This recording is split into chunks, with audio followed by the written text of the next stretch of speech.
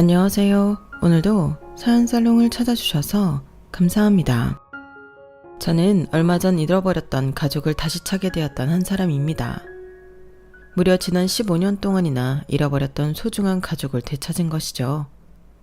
요즘처럼 나 하나 먹고 살기 바빠 가족들끼리도 왕래가 없어지는 세상에서 제 이야기가 많은 분들에게 귀감이 되길 바라는 마음으로 이렇게 글을 써보게 되었네요. 이번 가정의 달에는 평소 연락 않던 가족들에게도 안부를 묻고 서로 다복하게 지내는 시간을 가지시길 진심으로 바랍니다. 저는 20대 꽃다운 청춘이었을 적에 지역 유지인 시아버지 댁으로 시집을 오게 되었어요. 고등학교를 졸업하자마자 혼담 이야기가 오거더니 얼마 지나지 않아 지금의 남편과 결혼을 하게 된 거였죠. 당시 고등학교까지 교육을 마친 저는 꽤나 괜찮은 신부감으로 마을에서 알아주는 편이었어요. 그 어린 나이에 저도 그걸 알았기에 의리의리한 시댁으로 시집을 오면서 별로 기가 죽지는 않았죠. 그런데 웬걸 시댁으로 들어와 보니 저보다 더 귀한 사람이 있었던 거예요. 바로 저보다 4살 많았던 형님이었죠. 형님은 밖에서 햇빛 한 번도 맞아본 적이 없는 사람처럼 피부가 백옥같이 하얘고 그 시절에 서울서 대학을 나왔을 정도로 엘리트였답니다. 저도 모르는 영어를 척척 알았고 뉴스를 보면 어떤 뉴스든지 전부 알아들을 정도로 똑똑했어요. 그렇다 보니 처음 시집 왔을 때 제가 기대했던 것과는 달리 저는 시댁 집안의 부엌대기가 되었어요. 아주버님과 형님은 이름 있는 기업에서 일하는 흔히 말해 화이트칼라 직장을 가진 사람들이었고 저와 제 남편은 시아버지 정육점 일을 돕거나 집안 잡일을 도맡아 하는 일꾼들이었죠. 시부모님도 당연하게 일 시킬 사람이 필요하면 저희 부부부터 찾곤 하셨답니다. 특히 시아버지는 굉장히 가부장적이셨는데 처음부터 큰아들에게만 집안 대들보라며 공부를 시키셨고 그 큰아들이 취직해 사무실에서 돈을 벌어오자 큰일하는 아들이라며 일절 다른 일은 시키지 않으셨어요. 그러니 둘째 아들인 남편과 저만 하루 종일 일을 할 수밖에 없었죠. 그나마 위로가 되었던 건 시어머니가 잘난 첫째 며느리보다는 편한 둘째 며느리를 더 아끼셨다는 거예요. 손이 야무진 아이가 집안에 들어왔다며 저를 볼 때마다 흡족해 하셨거든요. 그리고 시어머니 입장에서는 형님이 불편할 수밖에 없었던 게 형님은 집안일에는 영 소질이 없었기 때문이었습니다. 살면서 공부만 열심히 했지 요리도 청소도 안 해버릇하니 작은 일 하나도 맘 편하게 시킬 수가 없었다고 해요. 게다가 시어머니가 그런 형님에게 한 소리 하려고 하면 시아버지가 나서서 형님을 감싸주셨어요. 아니 걸레질을 어떻게 했길래 여기 먼지가 그대로 뭉쳐있느냔 말이야. 얘 큰애야, 너 빗질도 안 하고 걸레질했니? 여기 바닥 걸레질 하라고 했으면 당연히 빗질하고 걸레질을 하든가. 아님 걸레질 하면서라도 먼지며 잔쓰레기를 훔치면서 했어야 하는 거 아니니? 그것도 알려줘야 해? 죄송해요 어머님, 제가 빗질을 먼저 할 생각을 못했습니다. 그런 머리로 대체 공부는 어떻게 한 거야? 나 참, 걸레라도 제대로 꽉 짜서 닦든가. 이렇게 물이 흥건하게. 아휴, 널 시킨 내가 잘못이지. 내가 잘못이야. 그만 좀 해. 큰애는 바깥일 하느라 바쁘잖아. 하루 종일 책상에 앉아서 일하다 오는 사람이 그래? 노상 집안일 하는 우리랑 같아? 당신이 자꾸 그런 소리를 하니까 제가 일이 안 느는 거예요. 암만 바깥일 하다 어쩐다 해도 집안일 잘하는 며느리도 얼마나 많은데. 좀 그만 좀 해. 사람이 어떻게 전부 잘한단 말이야. 집안일은 둘째가 손도 야무지고 잘한다며. 그럼 둘째 시켜 둘째. 큰애가 집안일은 좀 못할지언정 이번에도 성과금을 얼마나 받아왔는 줄 알아? 아주 만화님 나셨어 만화님. 시부모님께서 이렇게 언쟁을 하실 때면 형님은 아무 말도 못하고 어깨가 축 처지시곤 했죠. 하지만 당시 어린 나이였던 저는 시아버지의 편애를 받으며 일을 많이 하지 않는다는 이유로 형님을 그다지 좋아하지 않았어요. 그래서 형님의 축 처진 어깨를 보고도 불쌍하다는 생각은 한 번도 들지 않았네요. 그리고 형님이 걸레질이든 요리든 제대로 못하고 망쳐놓으면 결국 그 일을 제가 다시 제대로 해놓아야 했기 때문에 더더욱 형님을 좋아할 수가 없었어요. 시어머니는 저랑은 같이 힘들게 일도 하고 간식거리도 같이 나눠 먹으면서 편하게 지내셨지만 형님이 등장하기만 하면 도끼 눈을 뜨고 형님의 일거수일투족을 지켜보시곤 하셨답니다. 그런 상황이 형님한테는 큰 스트레스였는지 제가 시집 온 지 2년쯤 지났을 때부터는 형님이 갑자기 저를 따로 불러내기 시작했어요. 동서, 혹시 저녁에 설거지 끝나면 잠깐 마당에서 볼까? 설거지 끝나면 바로 빨래 개야 하는데 왜요? 아참, 동서 저번에 손이 자꾸 튼다고 그랬지? 자, 이거 받아. 이게 뭐예요? 이게 이번에 새로 나온 손에 바르는 크림이야. 자기 전에 이거 바르고 자면 손이 훨씬 부드러워질 거야. 2개 줄 테니 동서가 산 걸로 하고 어머님께도 드려. 어머, 형님 너무 고마워요. 저 이따가 설거지 끝나고 빨래 같이 갤까? 동서가 나 빨래 개는 것 좀 가르쳐줬으면 하는데. 네, 그럴게요. 이따가 설거지 끝나면 오세요.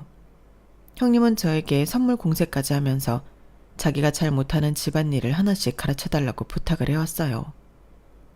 집안일이라고 해봐야 어린 나이도 할 만한 단순한 일들이 대부분인데 형님은 그걸 배우겠다고 자꾸만 저에게 돈을 써댔죠. 받은 게 있으니 저도 그런 형님을 외면할 수가 없었어요. 결국 저희는 시간이 날 때마다 같이 만나 집안일을 하게 되었답니다. 형님을 가르치려면 정말 하나부터 10까지 짚어줘야만 했어요. 하지만 워낙 머리가 좋은 사람이라 그런지 그렇게 약 3계절 정도를 지나다 보니 점점 형님도 일을 잘하게 되더군요. 이해가 안 되던 부분이 뚫린 것인지 어느 순간부터는 본인이 알아서 척척 일을 하기도 했고요.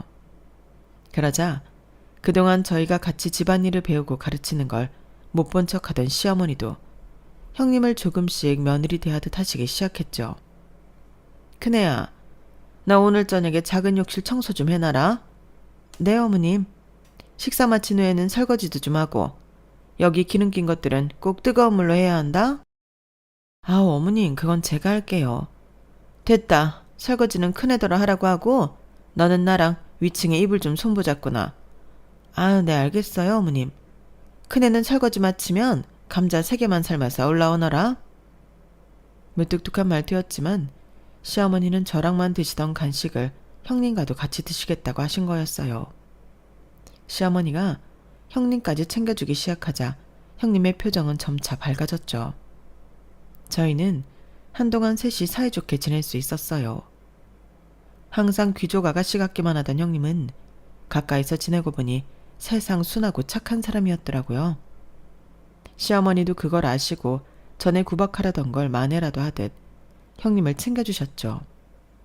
여자 셋이 감자든 옥수수든 도란도란 앉아 먹던 그때가 저의 고된 시집살이 중에서 가장 재미있었던 시간이었답니다. 안타깝게도 그 기간은 생각보다 짧게 끝이 나버렸어요. 제가 첫째 아이를 임신하게 되었거든요. 첫 손주를 안게 된 시부모님은 입이 귀에 걸린 채로 몇 날 며칠을 지내셨어요. 반면 임신을 한 당사자인 저는 입덧을 너무 심하게 해서 끙끙 앓다시피 했답니다. 당연히 집안일은 도저히 할 수가 없었죠. 시부모님은 저한테 무조건 쉬라고만 하시면서 형님한테 모든 집안일을 맡겨버렸어요. 그동안 형님이 집안일이 많이 늘었으니 가족들 모두가 형님이 제 자리를 대체할 수 있을 거라고 생각했죠. 하지만 형님이 죽어도 늘지 않는 것이 있었으니 바로 요리였습니다. 재료를 손질하고 준비하는 건 한다 쳐도 간을 정말 못 봤어요.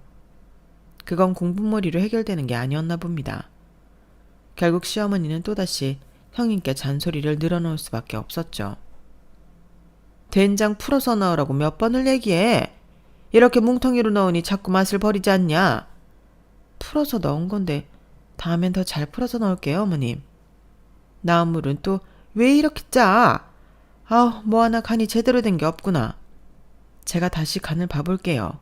놔둬라. 다시 냄비에 부어. 이걸 어떻게 내갈 생각을 한단 말이냐?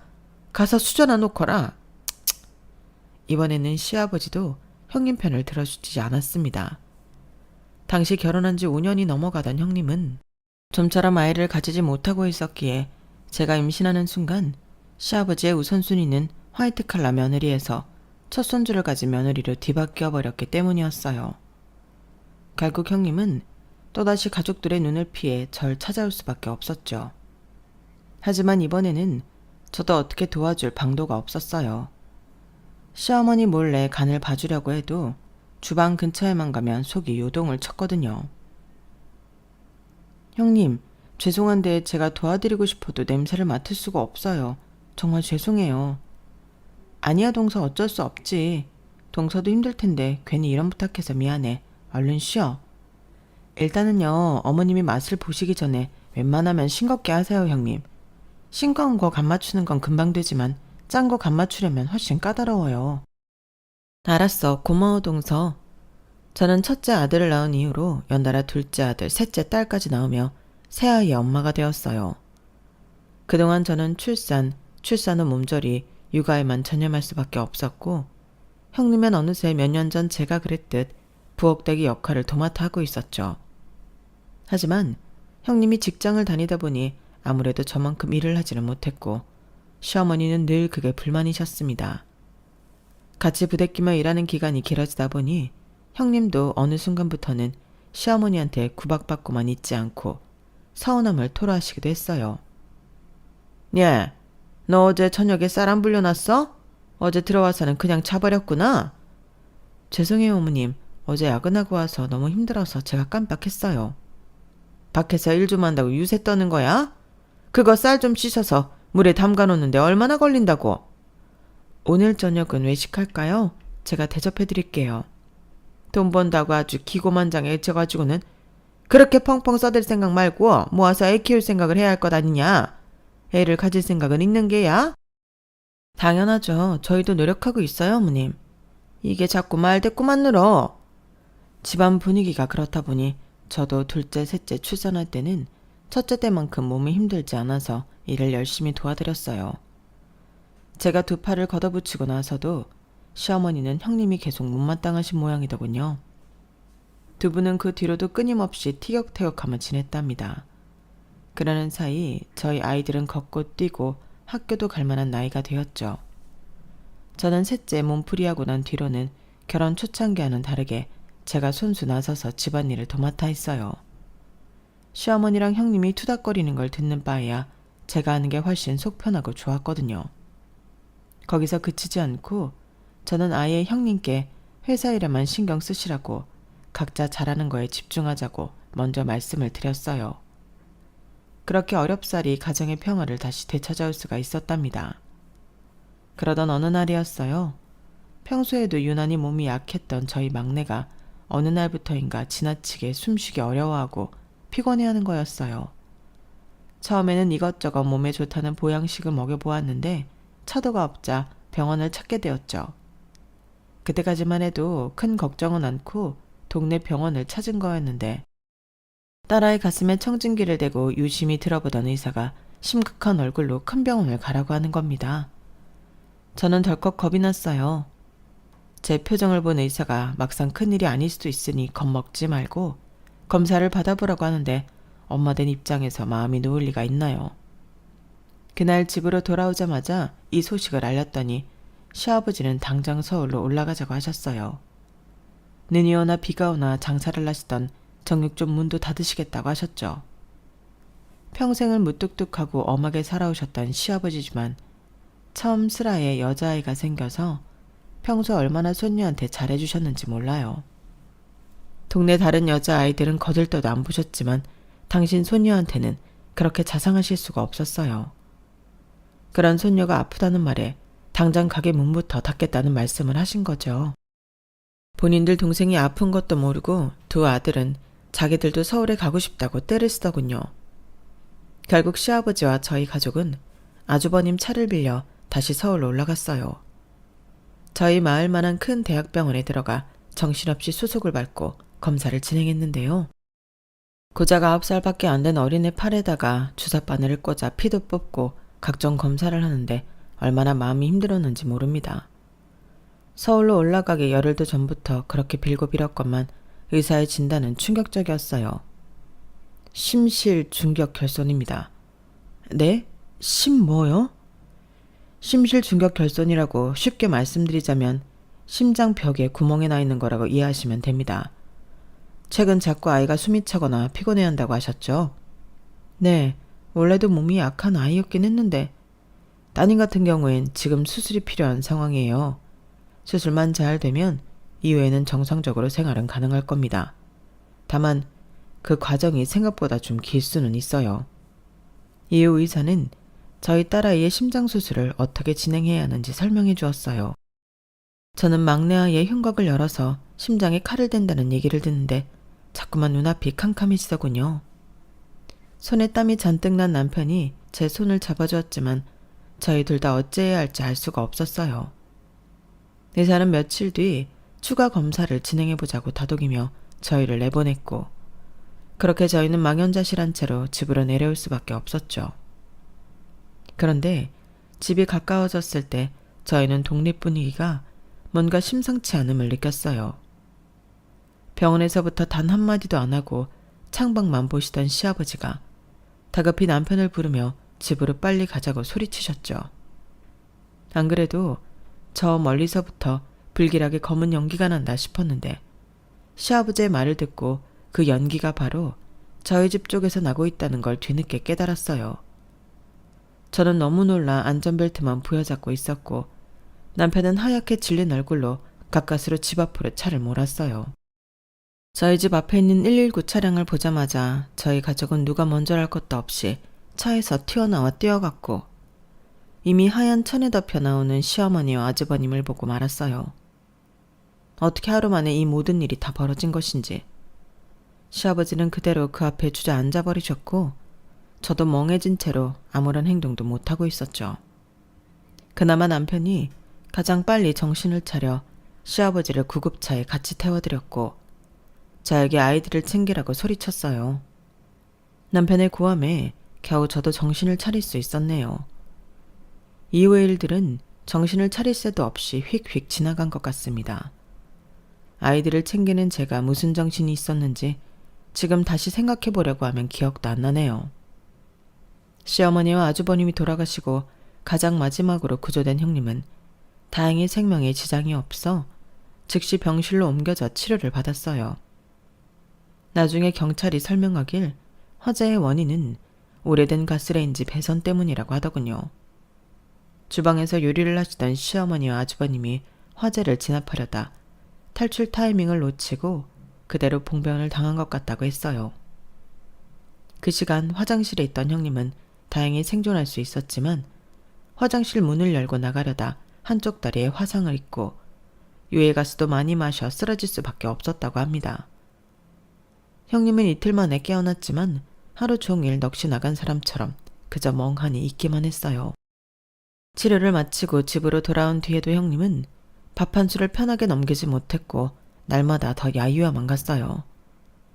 하지만 저도 그런 형님을 제대로 보살필 여유가 없었어요. 그 사이 저희 딸의 수술 날짜가 잡혔거든요. 제가 딸의 수술을 준비하느라 정신이 없던 어느 날 형님은 가족들에게 회사에서 서울지사로 발령이 났다며 집을 나가고 싶다고 하더군요. 서울에 올라가서 혼자 살겠다고? 네, 회사 근처에 주택가가 많아요. 저 혼자니까 원룸 하나쯤은 쉽게 구할 수 있을 거예요. 안 된다. 네가 지금 혼자 있다가 무슨 꼴이 날 줄 알고 한동안은 집에서 다니거라. 출퇴근하면 오며 가며 길바닥에서 잡아먹는 시간이 최소한 4시간이에요, 아버님.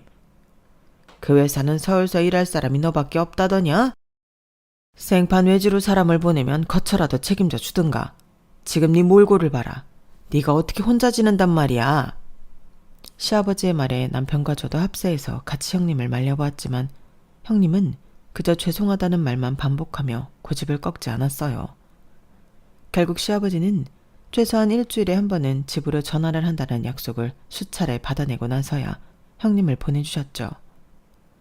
형님이 서울로 올라가던 날 저는 전날 딸을 데리고 병원에 미리 가 있느라 인사로 제대로 드리지 못했어요. 따로 문자를 드리긴 했지만 형님은 답장이 없었고 놀랍게도 저는 그날 이후로 형님을 오랜 시간 동안 만날 수가 없었습니다. 그렇게 저희의 연은 허무하게 끝이 나는 것 같았죠. 저희 딸은 몇 차례의 큰 수술을 받고 한동안 병원 신세를 졌어요. 수술 부위가 심장이니만큼 비용이 무지막지하게 들게 되더라고요. 아이들이 있을 때는 내색하지 못했지만 혼자 있을 때는 절로 땅이 꺼져라 한숨이 나올 수밖에 없는 거액이었죠. 두 번째 수술을 끝내고 병원 복도 의자에 멍하니 앉아있는데 제 곁으로 시아버지가 오시더군요. 왜 안 자고 여기 나와 있냐? 애미가 흔들리면 애가 더 못 버틴다. 들어가 자거라. 네, 저기 아버님. 아니에요. 저번 수술비 남은 거랑 이번 수술비, 입원비 전부 오늘 계산했다.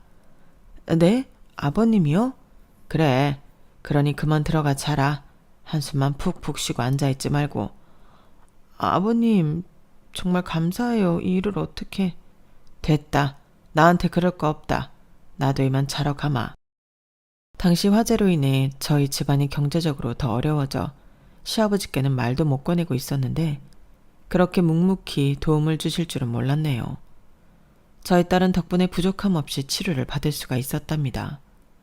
수년이 걸리긴 했지만 저희 딸은 결국 여느 또래 소녀들처럼 건강을 되찾을 수가 있었어요.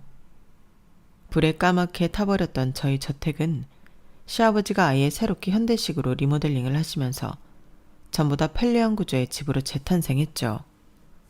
그리고 그날 이후로 저희 집은 절대 가스레인지를 쓰지 않고 인덕션만 사용하고 살았답니다.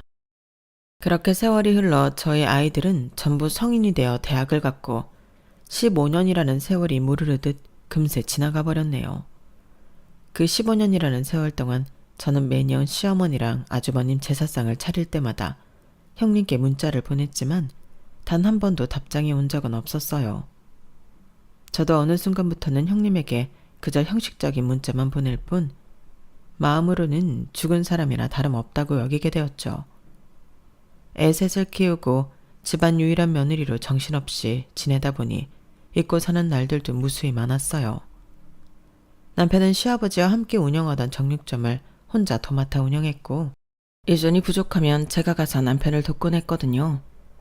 특히 시아버지가 통풍에 걸린 뒤로는 매 끼니마다 통풍 환자에게 좋은 음식으로 시아버지 밥상을 따로 차려드려야 했고 잔병치레도 잦아지셔서 손이 많이 가게 되었죠. 그래도 80이 넘기까지 정정하게 계셨는데 몇 년 전 세계적으로 유행했던 병을 크게 앓고 나신 뒤엔 급격히 건강이 안 좋아지시게 되셨어요. 하필 폐가 약해지시면서 자꾸만 한정 낄 때마다 독감에 걸리며 고생을 많이 하셨죠. 시아버지는 결국 폐렴으로 세상을 떠나셨습니다. 계속 옆에서 간병을 해드렸던 저는 한순간에 시아버지가 그렇게 떠나실 줄은 몰랐기에 심적으로 굉장히 힘들었어요. 그동안 저희 아이들 학비도 대주시고 무뚝뚝하게 많은 것들을 챙겨주셨던 시아버지셨기에 저희 가족은 전부 굉장히 슬퍼했죠. 장례식장에는 많은 분들이 찾아와 같이 슬픔을 나누어 주셨답니다.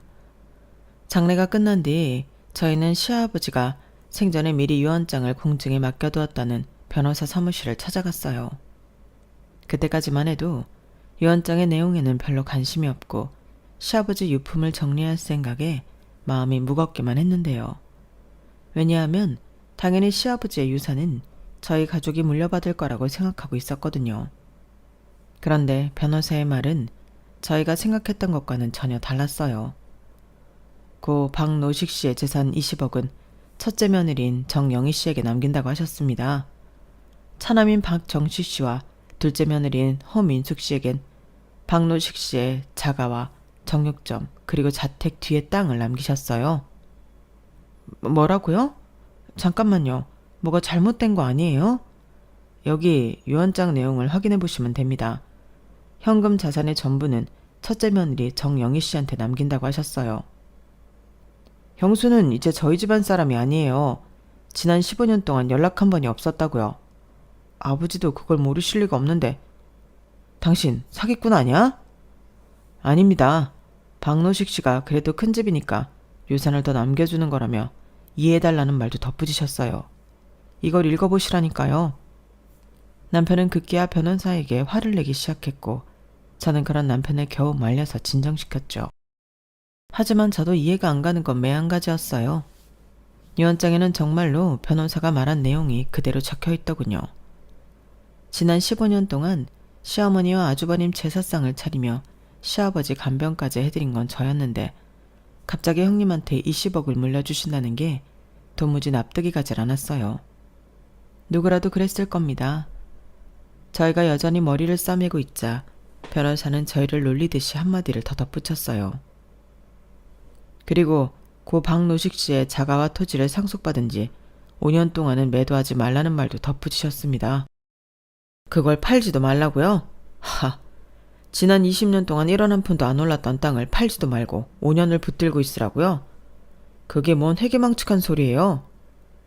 법적인 강제성은 없지만 박노식 씨가 신신당부하셨던 내용이에요. 꼭 약속을 받아내라고 하셨습니다. 결국 저희에겐 허울뿐인 유산이 돌아온 거나 다름이 없었던 것이죠.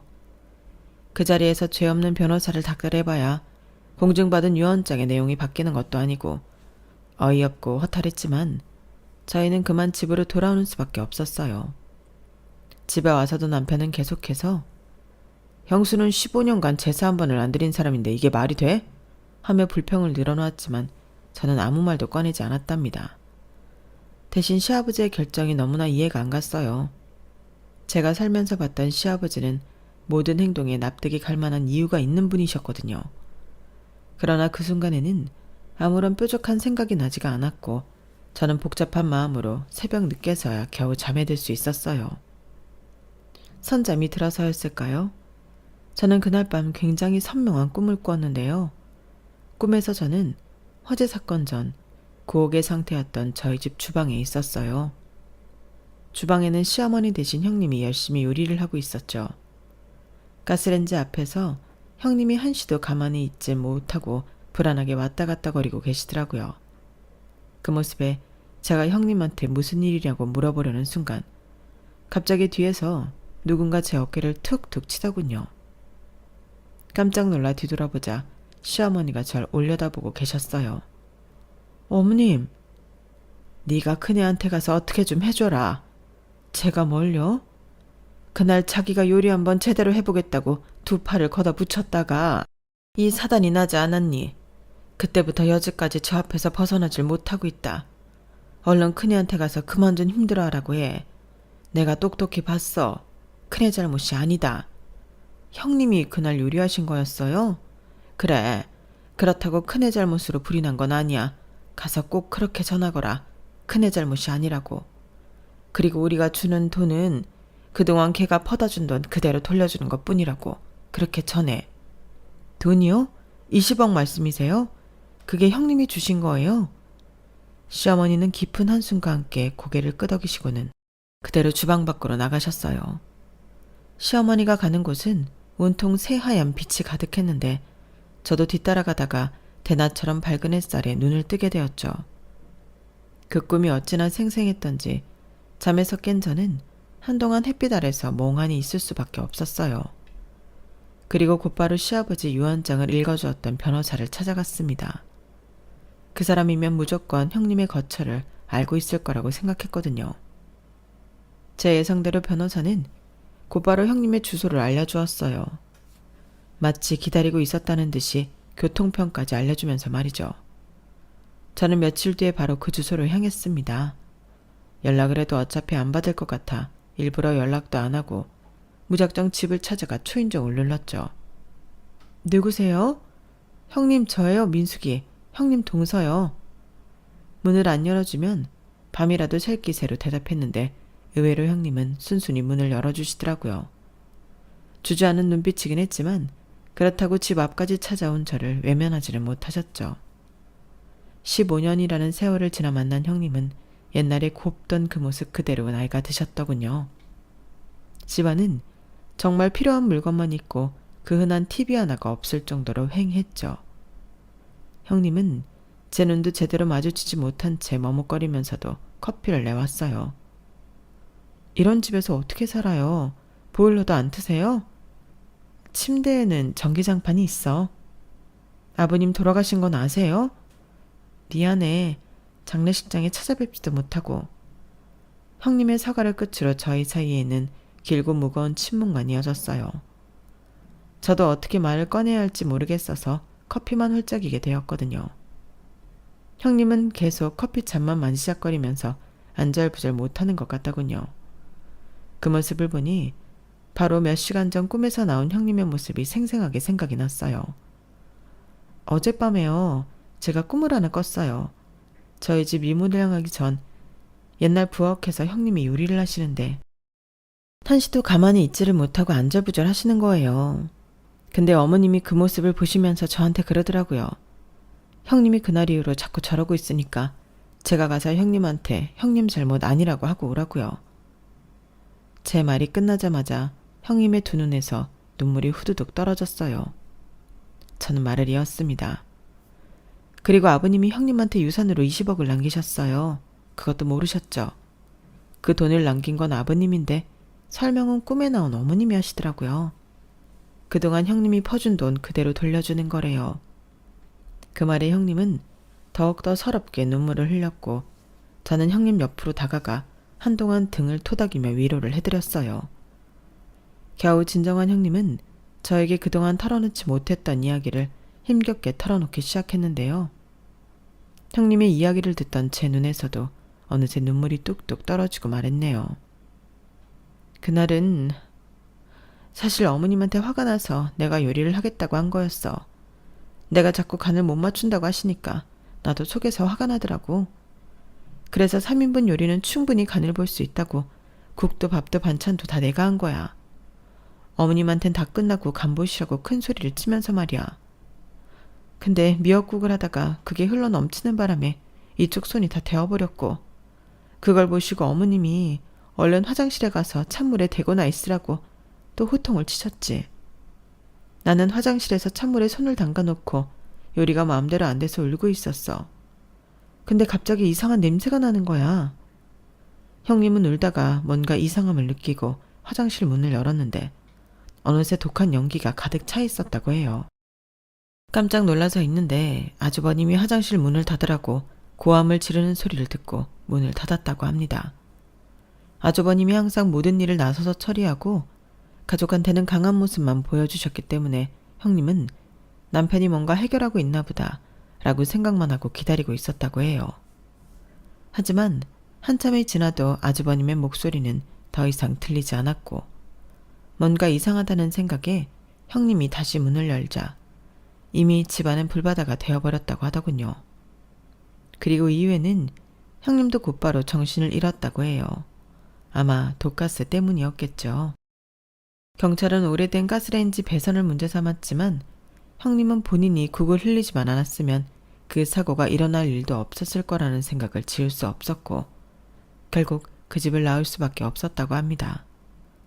아주버님의 사망보험금이 입금되었을 때 마치 그 돈에 깔려 질식하는 것만 같아서 도저히 그걸 들고 있을 수가 없었다고 해요. 내가 그때는 경황이 없어서 그때 예진이가 많이 아팠잖아.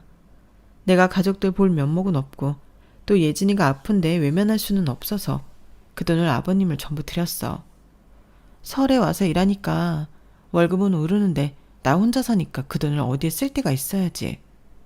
그래서 그냥 다 아버님을 드렸어. 근데 그걸 하나도 안 쓰고 모아두셨을 줄은 몰랐지. 그 돈은 내가 쓸 데가 없어서 가족들한테 넘긴 거야. 동서한테 넘길 테니까 이제는 동서가 알차게 잘 써봐. 나는 애도 없고 혼자라 그 돈 있어 봤자야. 무슨 소리예요, 형님. 우리 가족이 이미 형님한테 받은 게 얼만데. 저희 예진이도 그렇고 영훈이, 영준이도 다 형님이 키우신 거예요. 저는 아버님한테서 왜 그렇게 끊임없이 돈이 나오나 했더니 그게 다 형님이 보내신 돈인 줄은 꿈에도 몰랐네요. 그 돈으로 저희 집 리모델링까지 했어요. 그게 다 내가 태워먹은 거 만회하는 거지. 내가 방화범이나 다름없으니까. 저는 형님의 허벅다리를 찰싹 3개 때렸어요. 축 처져 있던 형님은 깜짝 놀라서 눈을 번쩍 뜨시더군요. 그만, 경찰이 다 어련히 알아서 검사했으니까 형님 탓을 안 했죠. 세상 천지에 어떤 방화범이 15년 동안 그 돈을 갖다 바쳐요. 그니까 형님은 절대 아무 잘못이 없어요. 아시겠어요? 얼마나 형님이 혼자 힘들어하고 있었으면 15년 전에 하늘나라 가셨어야 하는 어머님이 제 꿈에 나와서 그러시겠냐고요. 형님 잘못 하나도 없어요. 당사자인 어머님이 그렇게 말씀하셨으니까 그런 줄 알아요. 저희 단호한 말에 형님은 또다시 눈물을 뚝뚝 흘리면서 알겠다고 고개를 끄덕이셨어요. 그렇게 저희는 서로 눈물을 한 바가지 흘리며 그간의 모든 오해를 풀었고 장장 15년 만에 형님은 저희 동네로 내려와 가족들과 재회를 할 수 있었답니다. 저에게 그날의 일을 모두 전해들은 가족들은 형님을 진심으로 반겼어요. 남편은 유언장을 보고 형님을 욕했던 게 미안했는지 최고로 좋은 고기를 집에 들고 와서 열심히 구워주더군요. 두 아들과 딸은 어렸을 때의 기억이 별로 없어 어색할 수도 있었지만 그래도 어떻게든 숙모를 반기기 위해 노력해 주었어요. 다들 노력하니 처음 몇 시간만 어색했지 나중에는 옛날처럼 화기애애하고 재밌는 시간을 보낼 수 있었죠.